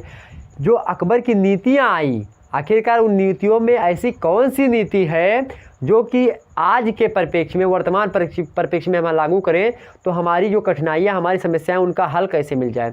या इसी प्रकार से जो हर्षवर्धन थे, इसी प्रकार से महाभारत, या इसी प्रकार से रामायण। आज एक बच्चे का कमेंट आया, मैंने वीडियो डाला था सुबह, उसमें डाला था जो है पेपर को लेकर के, तो उसमें जो चौधरी चरण सिंह विश्वविद्यालय है उसमें IAS मतलब कि जो है BA के सिलेबस में वहाँ पर जो है महाभारत के कुछ फैक्ट्स, कुछ जो है एक प्रकार से तमाम सारे ऐसे जो धर्म ग्रंथ हैं उनमें जो अच्छी चीज़ें हैं, जो वर्तमान परिप्रेक्ष्य में कठिनाइयाँ हैं, समस्या, उनको हल ढूंढने के लिए उसको पढ़ाया जाएगा वहाँ पर यूनिवर्सिटी में। तो एक बच्चा कह रहा है कि ढोंगी ये सब वो सब, तो उसको हमने बताया, उसके कमेंट में लिखा सारे मुद्दे, हालांकि ये चर्चा करना उचित ना होगा, तो वहाँ पर आपको यह समझना पड़ेगा। तो जल विज्ञान कहीं ना कहीं पे ये सारे मुद्दे हमको क्लियर होते हैं जल विज्ञान से। जल विज्ञान पे एक प्रकार से कोई भी चीज़ आपको करनी है, जल में, जल के बारे में जानना है, किस जल की लवणता अधिक है, किस जल, कोई जल मीठे, कौन झील किसे कहते हैं, समुद्र किसे कहते हैं, सागर किसे कहते हैं, महासागर किसे कहते हैं, या इसी प्रकार से महासागरों में जो तट होते हैं, निमग्न तट क्या हो गया, मग्न तट हो गया, और गर्त हो गया, ये सब क्या होते हैं, सभी को हम यहाँ इसके अंतर्गत पढ़ते हैं। ओके, हिमनद भूगोल उसके बाद में देखेंगे। हिमनद भूगोल क्या, हिमनद मतलब क्या होता है, सीधा सा मतलब हिमनद का मतलब होता है हिम माने बर्फ, नद मतलब होता है नदी, तो हिम मतलब बर्फ, मतलब कि बर्फ की नदी, बर्फ की नदी मतलब इसको अंग्रेजी में आप कहते हैं, अभी मैं कहूँ ग्लेशियर। एक जो पर्वत होते हैं, पर्वत के ऊपर क्या होता है, ग्लेशियर जो होते हैं मेरे प्यारे दोस्त, वह ग्लेशियर जमे हुए होते हैं, और पर्वत के ऊपर मान लेते हैं जो ग्लेशियर हैं वह जमे हुए हैं, और जब पर्वत के ऊपर आपके ग्लेशियर जमे हुए होते हैं तो इन्हीं जो है पर्वतों के ऊपर ग्लेशियर जो होते हैं, ताप जो कि पर्वतों पर अधिक मात्रा में धीरे धीरे वहाँ पर जो है गर्मियों के महीने में ताप जब होता है, अधिक बढ़ता है, तो ये बर्फ़ जो होता है जो पर्वतों पर जमा हुआ है पिघलना प्रारंभ हो जाता है और इसके परिणाम स्वरूप जो होता है इसी बर्फ़ से जो है जल निकलने लगते हैं और यह जल जो है बहने की परंपरा होने मतलब बहने लगते हैं और जल बहते बहते क्या होता है नदी का निर्माण करते हैं और इसी को हम हिमनद के नाम से जानते हैं। हिमनद चूँकि इसको कहते हैं, ग्लेशियर को हम हिमनद कहते हैं और इससे नदियाँ निकलती हैं, जैसे गंगा, यमुना, ब्रह्मपुत्रा, ये सब ऐसी नदियाँ हैं जो कि इससे निकलती, किससे? हिमनद से। तो ऐसी नदी जो कि ग्लेशियर से निकलती हैं वह क्या होती है? सदा नीरा नदियाँ होती। सदा नीरा नदियों को मतलब क्या होता है? जिसमें हमेशा जल आपका भरा हुआ होता है। तो ऐसी नदी जिसमें जल हमेशा रहे उसको सदा नीरा जल के नाम से मतलब सदा नीरा नदी के नाम से जानते हैं। यह नदी कभी सूखती नहीं है क्योंकि इसमें जो होता है निरंतर ग्लेशियर के पिघलने से यहाँ पर पानी आता रहता है और ये नदियाँ निरंतर बहती रहती हैं। इसमें बरसात में पानी की मात्रा अधिक हो जाती है, इससे बाढ़ की समस्या आ जाती है, लेकिन यहाँ पर थोड़ा पानी कम भी होता है। जब आपका ठंडी वगैरह का महीना होता है तब यहाँ पर पानी कम होता है, क्योंकि गर्मी में बर्फ़ यहाँ पर पिघलते हैं और जब गर्मी में बर्फ़ पिघलते हैं तो यहाँ पर आप देखते होंगे बरसात वगैरह या फिर जो है तमाम सारी चीज़ें होती हैं और ये जो है पिघलना प्रारंभ कर देते हैं। इससे नदियाँ बहने लगती हैं और इन्हीं की जो ग्लेशियर जो होते हैं बहुत ऊंची ऊंची स्थानों पर होते हैं। इससे जब जल जो है नदियों में बहता है तो इसका वेग बहुत ज़्यादा होता है।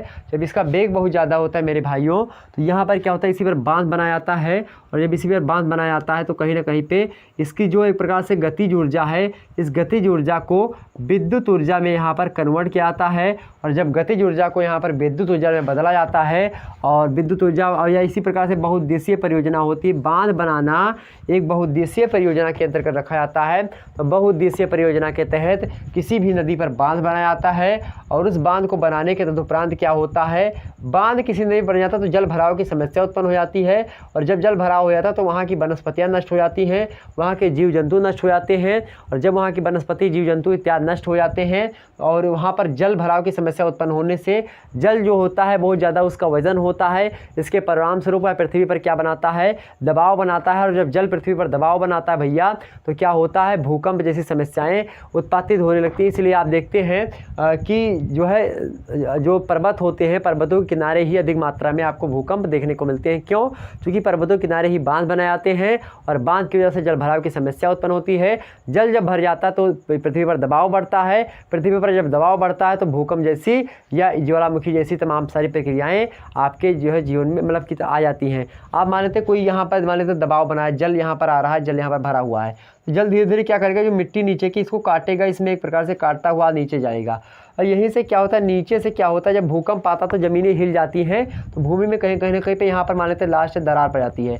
यहाँ पर मैग्मा जो है यहाँ पर जो है मैग्मा भरा हुआ है, मतलब दहकता हुआ एक प्रकार से आग का। पृथ्वी चूँकि आग की गोला थी तो जो पृथ्वी का आंतरिक भाग अभी देखेंगे, आंतरिक भाग नहीं बोल सकते हम, यहाँ पर पृथ्वी की आंतरिक संरचना समझेंगे तो वहाँ पर सियाल, सीमा, निफे इन सभी को हम समझेंगे। इसी प्रकार से भौतिक पक्ष के हम भी देखेंगे। आखिरकार जो है कुछ नीचे आप जाएंगे यहाँ से, यहाँ पर एक प्रकार से जो है मैग्मा मिलेगा आपको, मतलब लावा जो है वो मिलेगा आपको। लावा चूँकि जब बाहर आता है तो लावा उसको कहते हैं, अंदर रहता है तो उसको मैग्मा कहते हैं।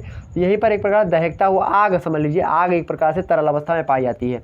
अब यह आग क्या करती है, जब दरारें पाती है तो आग हमेशा जलती रहती है, तो आगों से क्या होता है, धुआं, मतलब आग से क्या निकलता है, धुआं निकलता है। वही धुआं धीरे धीरे ऊपर उठता है और इन दरारों के माध्यम से, नदी के माध्यम से यहाँ पर जो है कमज़ोर पाता ज़मीन, तो यहाँ पर जब कमज़ोर पाएगा, चूँकि यहाँ से दबाव बना हुआ है, जब दबाव बना हुआ है तो ये जो यहाँ की मिट्टी है, जैसे कोई स्प्रिंग अगर आप दबा रहे हैं, कोई स्प्रिंग दबा रहे हैं, अभी हम इसको दाबना प्रारंभ कर दें, इस पर दबाव लगाएं, खूब ज़्यादा दबाव लगाएं, ये तो नीचे से दबाव बना हुआ है, दूसरे हम ऊपर से दबाव लगाएं तो ये क्या सिकुड़ना प्रारंभ होगा। सिकुड़ना प्रारंभ होगा तो इसका आयतन जो होगा, इसके आयतन में परिवर्तन, आयतन मतलब क्या होता है, इसके आकार में परिवर्तन होगा, ये ऊपर नीचे की ओर भागेगा। ठीक, ध्यान रखेंगे। अब इसे मैं आपको समझाऊँ, ये मान लेते हैं ये है दस्ताना, मान लेते हैं ये है, अब इसको हम इसे मान लेते हैं इसका आकार अभी इतना है, इस पर हम दबाव लगाते हैं, ये दबा, तो ये जब हम इसको दाबते हैं तो क्या होता है, ये कहीं ना कहीं पे कहीं इधर निकला, कहीं उधर निकला।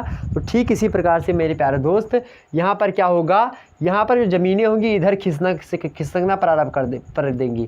तो इधर जब खिसकेंगी ज़मीनें, मतलब एक प्रकार से जो है दूसरा एक प्रकार से बल लगेगा, और एक प्रकार से जब यहाँ पर एक बल कार्य करेगा, और बल के प्रतिस्थापन के हिसाब से क्या होगा, ये एक प्रकार से इधर उधर खिसकेंगी और यहाँ पर दरारें पड़ना प्रारंभ हो जाएंगी, और इन दरारों के माध्यम से यहाँ की गैसें जो होंगी ऊपर निकलना प्रारंभ करेंगी, और इसके कारण से यहाँ पर इस झील में क्या होगा, ज्वालामुखी क्रिया आप देखेंगे।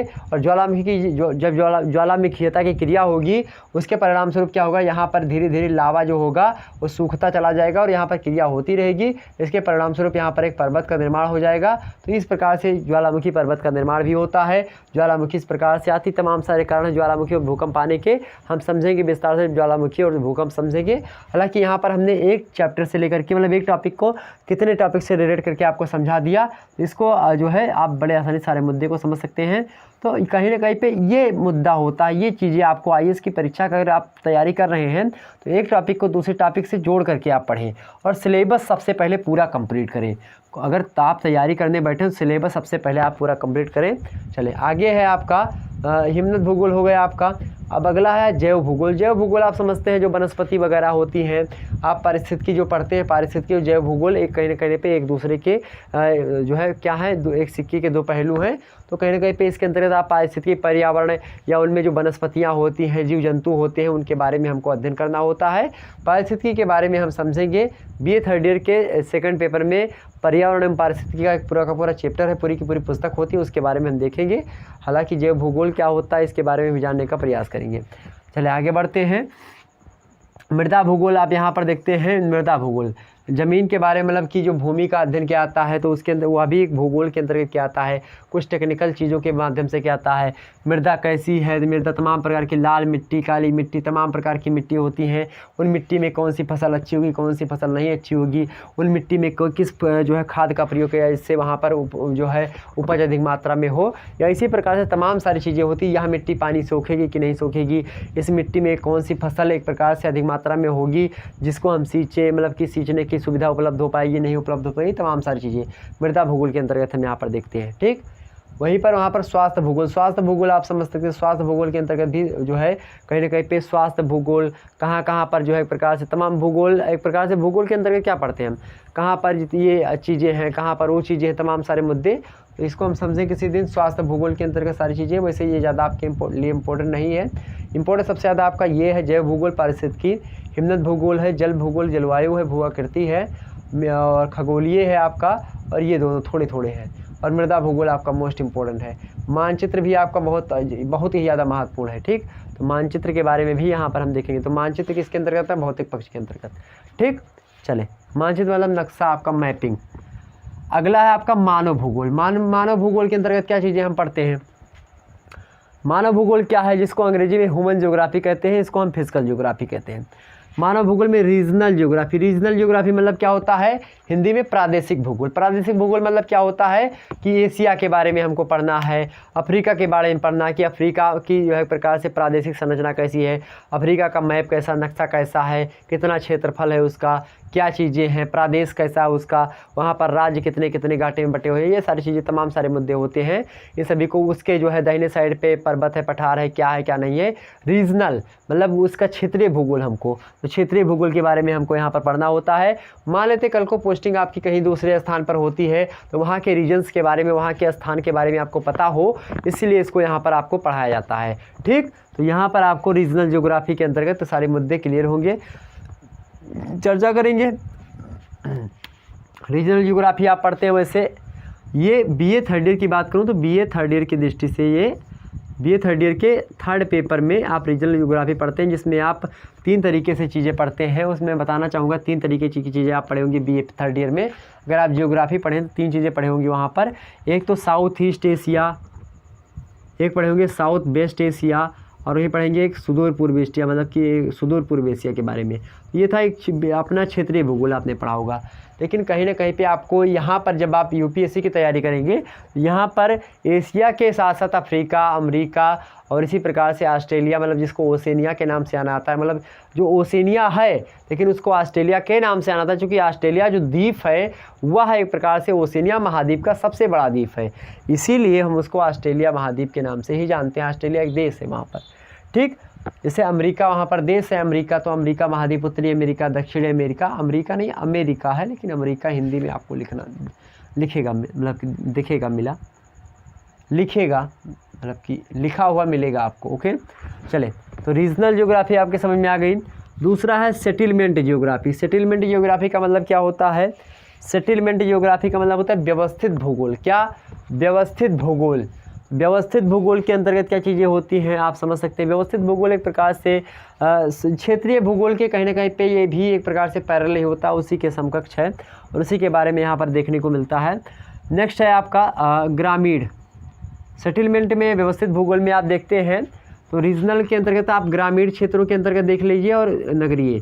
नगर क्या हो, गांव क्या होते हैं, गांव में भी आप देखेंगे तो गांव जो होता है, गांव क्या होता है, गांव किसे कहते हैं, गांव की परिभाषा क्या होती है, या नगर की परिभाषा कैसी होती है, नगर कैसे बनते हैं, गांव से नगर बनने की क्या प्रक्रिया है, अगर नगर बनते हैं तो क्यों बनते हैं, आखिरकार इसमें औद्योगिकरण की क्या क्या भूमिका है, इन सभी को भी समझा जाता है। इसके अंतर्गत ग्रामीण क्षेत्र की जो है जनसंख्या कैसी होती है या नगरीय क्षेत्र की जनसंख्या कैसी होती है, गांव का एक प्रकार से रीजन मतलब कि क्षेत्र कैसे होते हैं, गांव में तालाब या फिर वन या फिर ये कृषि या फिर पशुपालन या फिर उद्योग धंधे किस प्रकार चलते हैं, तो ये सारे मुद्दे यहाँ पर आपको देखने को मिलते हैं। और ये सारी चीज़ें आप रीजनल ज्योग्राफी में विश्व स्तर पर देखते हैं, वही चीज़ें यहाँ पर आप अपने क्षेत्रीय स्तर पर देखते हैं। और दूसरा आपका जनसंख्या भूगोल। जनसंख्या भूगोल के अंतर्गत आप जनसंख्या के बारे में देखते हैं।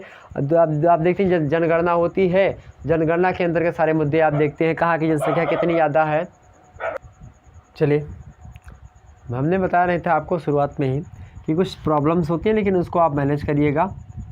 चले, जनसंख्या भूगोल के अंतर्गत जनसंख्या कहाँ पर कितनी रह रही है, उसका घनत्व क्या है, उसके बारे में हमको जानना पड़ता है। ओके, ध्यान रखेंगे इस बात को। बहुत परेशान कर दिया कुत्तों ने यार भाई।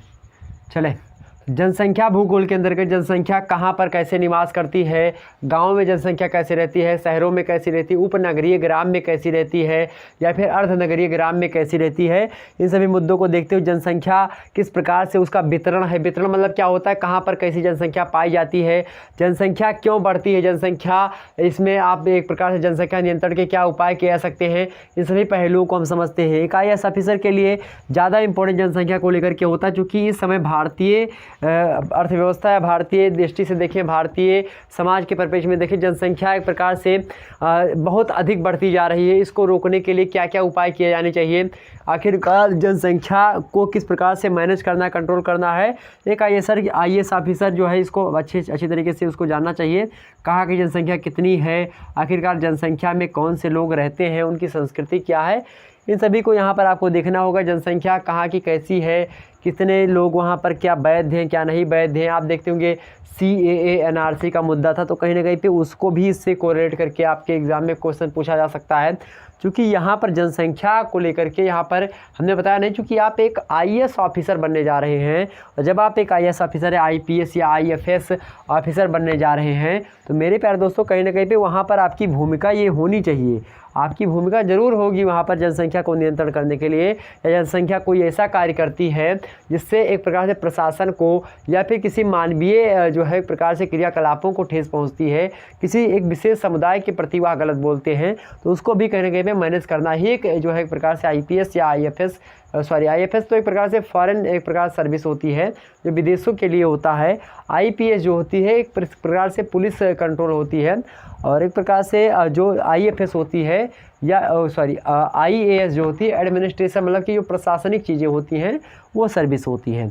ठीक, तो उसमें महत्वपूर्ण भूमिका होती है इस टॉपिक की। वहीं सांस्कृतिक भूगोल, आखिरकार जो भूगोल के अंतर्गत देखें तो भारत एक प्रकार से विविधताओं का देश है, यहाँ पर विभिन्न संस्कृति निवास करती है। सनातन परंपरा से तमाम सारे जो धर्म निकले हैं, उन धर्मों में एक प्रकार तमाम प्रकार की अलग अलग धर्म की अपनी अपनी अलग संस्कृति है, तो उन संस्कृति के माध्यम से तमाम सारी चीज़ें होती हैं। तो उन सांस्कृतिक पहलुओं को जानना अति आवश्यक हो जाता है, क्योंकि किसी की संस्कृति कोई दूसरी है, किसी की संस्कृति अलग है। संस्कृति का मतलब क्या होता है, संस्कृति व्हाट इज कल्चर, क्या होता है कल्चर, कल्चर का सीधा सा कल्चर माने संस्कृति, संस्कृति का मतलब सीधा सा होता है कि जो एक पीढ़ी के लोग मान लेते हैं आपके पिताजी ने जो कार्य किया, उस कार्य को उन्होंने आपको बताया, उसको आपने थोड़े और अच्छे तरीके से किया, या उसी कार्य को उन्हीं के ढंग से किया, तो एक प्रकार से वो संस्कृति है। जो आपके पिताजी करते आ रहे हैं वो आप करते जा रहे हैं, वो आपका लड़का करते जाएगा और फिर वो उनका लड़का करते जाएगा। तो एक प्रकार संस्कृति है, संस्कृति एक पीढ़ी से दूसरी पीढ़ी को क्या होती है, हस्तांतरित होती है, संस्कृति वही होती है। तो यह संस्कृति विभिन्न समाज में अलग अलग होती है, और जब संस्कृति विभिन्न स्थानों पर, विभिन्न जियोग्राफिकल रीजन्स में, विभिन्न जो है एक प्रकार से भौतिक परिवेश में या भौगोलिक क्षेत्रों में अलग अलग प्रकार से सांस्कृतिक परिवेश पाया जाता है, तो उन सांस्कृतिक परिवेश का हम लोगों को, एक स्टूडेंट को जानना अति आवश्यक हो जाता है कि आखिरकार कहाँ की संस्कृति कैसी। मान लेते हैं उत्तराखंड में एक जनजाति निवास करती थारू, तो थारू जनजाति की सांस्कृतिक चीज़ें कैसी है, आखिरकार वह जो उत्तराखंड में निवास करती है, तो उत्तराखंड में निवास करने के लिए आखिरकार उसको कौन सी ऐसी परिस्थिति थी, वहाँ पर क्यों निवास कर रही है। आखिरकार अगर वहाँ पर मैं जाऊँ, अगर वहाँ पर कोई हमको फैक्ट्री लगवानी है तो वहाँ पर कैसे फैक्ट्री लगेगी, क्या थारू लोग उसको लगने देंगे, या उनकी ज़मीन में लगवाना तो उनको कैसे मैनेज करना है, उनकी संस्कृति क्या है। तो उनकी संस्कृति के हिसाब से हमको चलना पड़ेगा, उनकी संस्कृति में घुस करके ही हमको उनके संस्कृति के बारे में अध्ययन करना, जानना पड़ेगा। और इसी प्रकार से जब हम उनकी संस्कृति को जानेंगे तो उनके हिसाब से हम उनके में घुल जाएंगे, क्योंकि आपको पता है लोहा लोहे को काटता है। इसी प्रकार से जब भी किसी चीज़ से, मतलब जैसे एक लोग कमेंट हमारे पे जो है करते थे, पता नहीं क्या नाम है उनका, कि जो है आप जो है ये करते हो, आप जो है ये बोलते हो। हमने कहा ठीक है, जिसके पास शब्दकोश होता है वही बोलता है, और भी हमने उनको समझाया। लेकिन तो वही भाई, जैसे मान लेते हैं उनके लिए कोई व्यक्ति है, आपको कोई चीज़ बोल रहा है, मान लेते हैं आपको गाली देता है, तो आप भैया या तो फिर आप भी उसको गाली दो, तो फिर क्या फ़र्क रह जाएगा आप में और उसमें। तो आप क्या करो, सीधा सा उसको इग्नोर करो, सीधे इग्नोर करो। किसी व्यक्ति को अगर आप इग्नोर करेंगे, एक बार वो गाली देगा, दोबारा आपको गाली ही नहीं देगा। या कोई व्यक्ति आपका मौज देता है, उससे बोलो ही मत, मतलब कि एकदम से चल दो, इग्नोर कर दो। इग्नोर एक प्रकार से एक ऐसी प्रक्रिया होती है जिससे एक प्रकार से हर एक व्यक्ति परेशान हो जाएगा। कोई भी व्यक्ति हो जो रोज़ आपको डेली परेशान करता हो, अगर आप उसकी बातों पर एक प्रकार से मतलब बातों को सुनना बंद कर दें, इग्नोर करना प्रारंभ कर देंगे, वो दोबारा आपको एक प्रकार से बुलाना ही बंद कर देगा, उसको स्वतः ही एक प्रकार से ज्ञात हो जाएगा।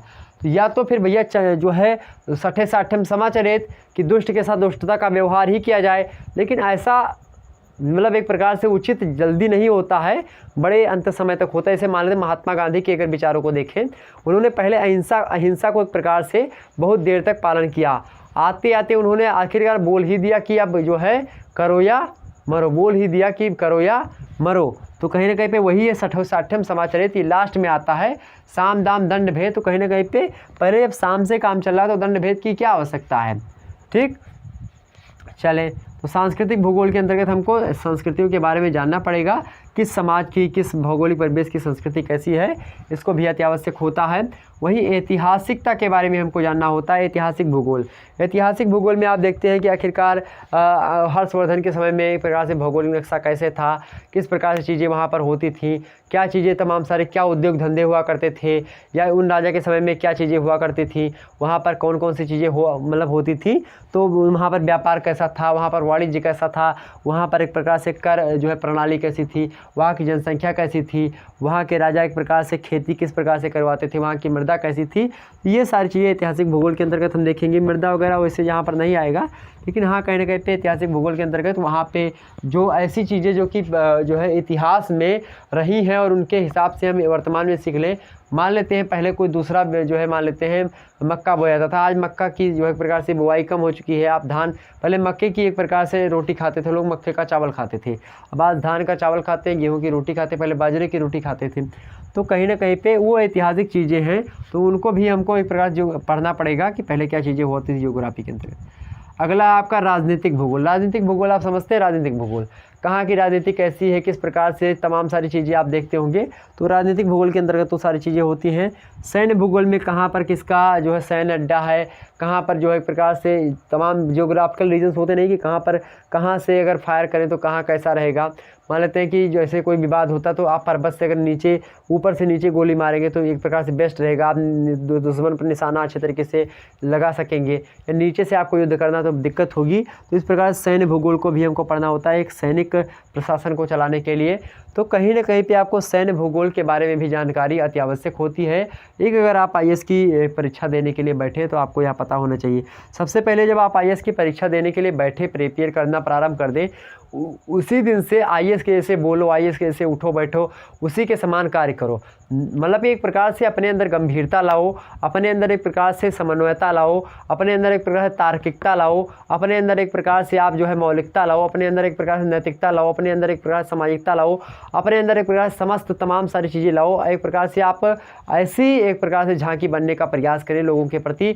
आप मोटिवेशन की वीडियो दूसरे से ना देखें, आप दूसरों के लिए मोटिवेशन बने, ऐसा विचार करके आप पढ़ाई स्टार्ट करें और सोचिए कि मैं एक आईएएस ऑफिसर हूँ, इस दृष्टि से आप पढ़ें। आखिरकार आपको कल मान लेते कोई विवाद सुलझाना है, यह कार्य बहुत मतलब जब आप ऐसी दृष्टि से कोई मुद्दे को पढ़ेंगे, आप इस प्रकार से सारी चीज़ों को पढ़ेंगे, तो आपको एक प्रकार से मैं बता रहा हूँ आपकी ही तलाशी यूपीएससी करता है।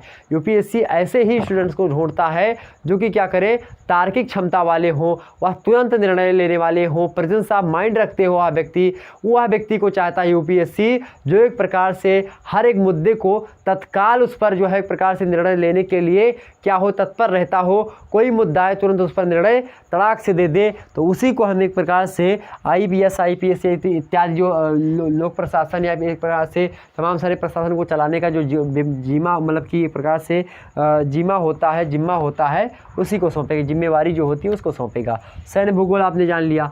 सामाजिक भूगोल आप समझते हैं, विभिन्न समाज जो होता है सामाजिक संबंधों का जाल होता है। मैकाइबर एवं पेज ने कहा, तो वहीं पर सामाजिक भूगोल जो होता है, कोई समाज कैसा है और किसी समाज में दूसरे तरीके से भौतिक परिवेश है, कहीं पर अलग है कहीं पर अलग है, वहाँ पर सामाजिक कुरीतियाँ कहीं पर ज़्यादा हैं कहीं पर कम है, कहीं पर सामाजिक कुप्रथाएँ हैं, कहीं इसी प्रकार तमाम सारे सामाजिक रीति कुरीति, रीति रिवाज, संस्कृति, तमाम सारी चीज़ें हैं, सभ्यता। तो अलग अलग समाज की अलग अलग संस्कृति, अलग अलग सभ्यता, अलग अलग नियम, अलग अलग जो है मापदंड। समाज में एक प्रकार से सामाजिक नियम चलते हैं, सामाजिक मूल, सामाजिक मापदंड चलते हैं। उन सामाजिक मापदंडों, सामाजिक मूल्यों, सामाजिक विचारों के मध्य जब हम कानून को यानी आईपीसी इंडियन पीनल कोड को लागू करना चाहते हैं, तो सामाजिक मूल्यों और इंडियन पीनल कोड की धाराओं के बीच में क्या होता है, प्रतिस्पर्धा होती है। जैसे सामाजिक दृष्टि से अगर देखें तो विवाह जो मान लेते हैं, जो गंधर्व विवाह है, सामाजिक परिवेश की दृष्टि से आज के समाज के हिसाब से अवेलेबल नहीं है। कोई व्यक्ति अगर किसी लड़की को भगा कर शादी करता है तो वह सामाजिक दृष्टि से, सामाजिक वैल्यू के हिसाब से, नैतिकता के हिसाब से वह वैध नहीं, वह बेकार है, ठीक ठाक नहीं है। मतलब उसके लिए समाज उसको दंड देगा, उस लड़की को। लेकिन अगर वही चीज़ जो है एक प्रकार से आईपीसी मतलब इंडियन पीनल कोड के तहत अगर वह व्यक्ति हाई कोर्ट में जाकर के शादी वगैरह या फिर कोई किसी कोर्ट में जाकर, हाई कोर्ट बोले, किसी कोर्ट में जाकर के आप एक प्रकार से कोर्ट मैरिज करता है, तो उसमें एक प्रकार से कोर्ट के उसको आदेश दे देता कि हाँ आप शादी करिए, वैध हो आप। तो कानून जिस बात को एक प्रकार से वैध मानता है, उसी चीज़ को समाज जो होता है अवैध मानता है। तो जिस चीज़ को समाज जो होता है वैध मानता है, उसको कहीं ना कहीं पे कानून अवैध मानता है। तो इन दोनों में एक दूसरे के प्रति क्या होता है, संघर्ष और तनाव जैसी स्थिति बनी रहती है। ऐसी स्थिति में एक ऐसे प्रशासनिक अधिकारी की आवश्यकता होती है जो प्रशासनिक अधिकारी इन दोनों के बीच में क्या करे, मध्यस्थता स्थापित कर दे। और जब वह प्रशासनिक अधिकारी इन दोनों के बीच में मध्यस्थता स्थापित कर देता है, तो इसी व्यक्ति की तलाश होती है यूपीएससी को। और यूपीएससी इसी के लिए बैठा होता है कि कोई ऐसा बंदा है जो कि इस प्रकार से आईपीसी मतलब इंडियन पीनल कोड, जिसको हम हिंदी में एक प्रकार से क्या कहते हैं, हिंदी में हम उसको क्या कहते हैं, हिंदी में भारतीय दंड संहिता, और उर्दू में उसको कहते हैं ताज़ेराते हिंद। ठीक, दफ़ा मतलब धारा होता है, कहते नहीं कि ताज़ेराते हिंद दफ़ा 302 के तहत इस मुलजिम को ये कहते हैं। तो वो सब अरबी शब्दावलियाँ हैं, ताज़ेराते हिंद, या फिर इस प्रकार से ये उर्दू शब्दावलियाँ हैं। ठीक, वकालत, वकील, उसके बाद में जो है आप अदालत, ये सारे के सारे क्या हैं, इस प्रकार से ये जो उर्दू के जो अरबी फारसी इन सभी शब्दावलियों से। ठीक है, तो चले यहाँ पर सामाजिक भूगोल समझ में आ गया। तो सामाजिक भूगोल इन दोनों में, सामाजिक नियमों में, सामाजिक मूल्यों में, आईपीसी की जो धाराएं हैं उनमें समन्वय स्थापित कर लेना ही एक प्रकार से एक जो है प्रशासनिक अधिकारी का कर्तव्य होता है। तो इसको जानना पड़ेगा जब आप सामाजिक भूगोल के अंतर्गत सामाजिक भूगोल के बारे में, सामाजिक नियमों के बारे में, सामाजिक मापदंडों के बारे में पढ़ेंगे। इंडियन सोसाइटी वैसे आईएएस के सिलेबस में आपको पढ़ना ही पड़ेगा अलग से। ठीक, वहीं आपको देखेंगे आर्थिक भूगोल। आर्थिक भूगोल मतलब इकोनॉमिकल चीज़ों के बारे में आपको जानना पड़ेगा। इकोनॉमिक चीज़ें क्या होती हैं, उसमें एक प्रकार से किस क्षेत्र की आर्थिक चीज़ें ज़्यादा है, कहाँ पर सोना ज़्यादा निकल रहा है, कहाँ पर चांदी ज़्यादा निकल रही है, कहाँ पर जो है एक प्रकार से प्लेटिनम की खान है, कहाँ पर एक प्रकार से तमाम सारी चीज़ें, कहाँ पर जल विद्युत उत्पादन अधिक मात्रा में किया सकता है, कहाँ पर एक प्रकार से रिसोर्सेज ज़्यादा है, कोयला ज़्यादा है, कहाँ पर अभ्रक अधिक मात्रा में निकल रहा है। ये सारे के सारे मुद्दे आपको यहाँ पर इंडस्ट्रियल एरिया जो होती है आर्थिक भूगोल के अंतर्गत देखने को मिलेंगे। अब देखें संसाधन भूगोल, कोई संसाधन जो है वह कहाँ पर मिल रहा है, कैसे मिल रहा है, ये इसके बारे में हमको जानने पड़ेगा। संसाधन क्या होते हैं, तो संसाधन तमाम प्रकार के, कुछ कृत्रिम संसाधन होते हैं, कुछ प्राकृतिक संसाधन होते हैं, वह क्यों होते हैं, कैसे आए, उनका क्या उपयोग होता है दैनिक जीवन में, उन सभी को हम जानेंगे जब पढ़ेंगे विस्तार से। वहीं दूसरा कृषि भूगोल, कृषि भूगोल एक प्रकार से इसमें भी यहाँ पर आप देखते होंगे। वहीं पर आप यहाँ पर मृदा भूगोल, मृदा मतलब मिट्टी के अध्ययन को मृदा भूगोल कहा जाता है, मिट्टी के बारे में। और यहाँ पर कृषि कैसे की जाती है, तमाम प्रकार की कृषि आप यहाँ पर देखेंगे। स्थानांतरणशील कृषि देखेंगे, बगाती कृषि देखेंगे, यहाँ पर आप तमाम प्रकार की कृषि, झूमिंग कृषि के नाम से, मतलब स्थानांतरणशील कृषि को हम झूमिंग कृषि के नाम से जानते हैं। उन सभी मुद्दों को यहाँ पर देखने का प्रयास करेंगे। वहीं आपका औद्योगिक भूगोल भी यहाँ पर आप देखेंगे। औद्योगिक भूगोल मतलब जो इंडस्ट्रियल एरिया है, औद्योगिकरण, जो औद्योगिकरण के माध्यम से नगरीकरण को बढ़ावा मिलता है, जिससे आज के जो गाँव हैं और नगर में परिवर्तित हो रहे हैं। ये प्रक्रिया एक प्रकार से इसको समझाऊंगा किसी दिन। तो औद्योगिक भूगोल को भी यहाँ पर आपको देखना पड़ेगा। किसी क्षेत्र में उद्योग लग रहा है तो आखिरकार वह क्षेत्र उस उद्योग के लिए ठीक है कि नहीं ठीक है, या फिर वहाँ पर उस उद्योग के लग जाने से पब्लिक प्रॉपर्टी को, मतलब कि लोगों को एक प्रकार से हानि होगी या लाभ होगा, यह सब देखने का कार्य क्या होता है, IPS IFS मतलब किसका होता है, IAS ऑफिसर का ही होता है, एक प्रशासनिक अधिकारी का ही होता है, एक पुलिस बड़े अधिकारी का ही होता है। यहाँ पर ये भी आपको पढ़ना अति आवश्यक है। वहीं पर आपको बता दूँ यातायात एवं परिवहन, यातायात के एक प्रकार से नियमों को और एक प्रकार से परिवहन के नियमों को एक IAS ऑफिसर को जानना अति आवश्यक होता है। फिर इस प्रकार से UPSC के जो जितने भी चीज़ें हैं उनको जानना आवश्यक होता है, जितने भी आपके मतलब स्टूडेंट जो तैयारी कर रहे हैं उनको जानना परम आवश्यक होता है। इसलिए यहाँ पर ये भी आपको बहुत अच्छी चीज़ें हैं जो कि आपके पाठ्यक्रम के अकॉर्डिंग शामिल हैं। वहीं वाणिज्य भूगोल, वाणिज्य भूगोल आप कराधान वगैरह जो टैक्सेस वगैरह होते हैं इनके बारे में, तो इन सभी को आपको यहाँ पर देखना पड़ेगा मेरे प्यारे दोस्तों। ये थे एक प्रकार से आपने समझा सारे के सारे मुद्दे को। एक IAS ऑफिसर या फिर एक UPSC एस्पिरेंट जो होता है उसके हिसाब से आखिरकार जियोग्राफी उसके लिए किस प्रकार से एक तोहफा देता है जो कि उसके प्रशासनिक कार्यों में उसको आगे बढ़ाने में मददगार सिद्ध हो सकता है। तो ऐसे में आप यहाँ पर सारे मुद्दे को देख सकते हैं। यहाँ पर आप एक स्क्रीनशॉट लेने का प्रयास करें, जल्दी से स्क्रीनशॉट ले लीजिए। इसका स्क्रीनशॉट ले चुके होंगे, जाहिर सी बात है मैं फिर से आ रहा हूँ और एक प्रकार से आज का लेक्चर यहीं पर समाप्त करना चाहेंगे, क्योंकि आज का लेक्चर जो है लगभग 1 घंटे का हो चुका है। और इसी प्रकार से आपका लेक्चर प्रारंभ करते रहेंगे और वीडियो अपलोड फॉर्म में आपको मिलता रहेगा शुक्ला IAS अकेडमी पर। ओके, चलिए मिलते हैं नेक्स्ट वीडियो में। तब तक के लिए जय हिंद जय भारत। अगर आपको इसी प्रकार से वीडियो और देखनी है चैनल को अभी सब्सक्राइब करें, बेल आइकन को प्रेस करें और वीडियो को शेयर करें सभी ग्रुप्स वगैरह में, क्योंकि अब आपकी तैयारी सुचारू रूप से एक प्रकार से मैं जो निरंतरता एवं क्रमबद्धता के साथ आपके सामने आने का प्रयास करूँगा। मिलते हैं नेक्स्ट वीडियो में, तब तक के लिए जय हिंद जय भारत।